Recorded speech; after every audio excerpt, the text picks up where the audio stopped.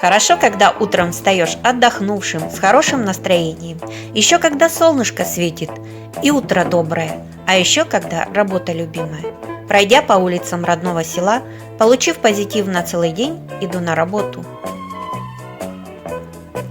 Здесь господствует Ее Величество книга, главная владычица умов и сердец всех времен.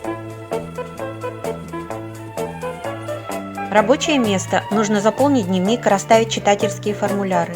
И начинается интереснейшее занятие обслуживания. Пенсионеры – особый контингент. Их в основном привлекают любовные романы и детективы. И что-нибудь жизненное. Лучше читать, чем смотреть телевизор, часто говорят они. Ну, конечно же, лучше. И прибежали ребятишки. Их интересуют яркие, красочные книги о животных и, конечно же, сказки.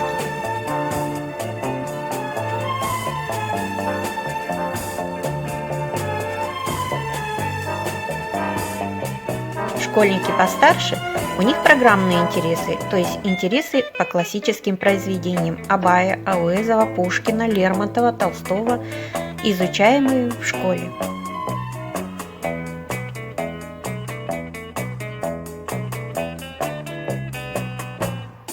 Просто читатель для души и для дела. Время обслуживания. Мне очень нравится эта работа. На месте не сидишь, бегаешь с томами с полки на полку. В самом деле физкультура и зарядка ума. Библиотекари, как по-настоящему творческие люди, также творчески подходят к организации книжной выставки. Нужно все красиво представить и, главное, заинтересовать читателя. Еще нужно подшить журналы и газеты. УТК. Нужно быстрее, как можно быстрее перевести книжный фонд на новую систему универсальной десятичной классификации. Отправить план на неделю, затем сделать отчет. Открыть электронную почту. Юбилейные календарные даты уже нужно готовить план на 2021 год. Ой, и опять конкурс, а за день у меня распустился цветок. Но вот рабочий день и подошел к концу.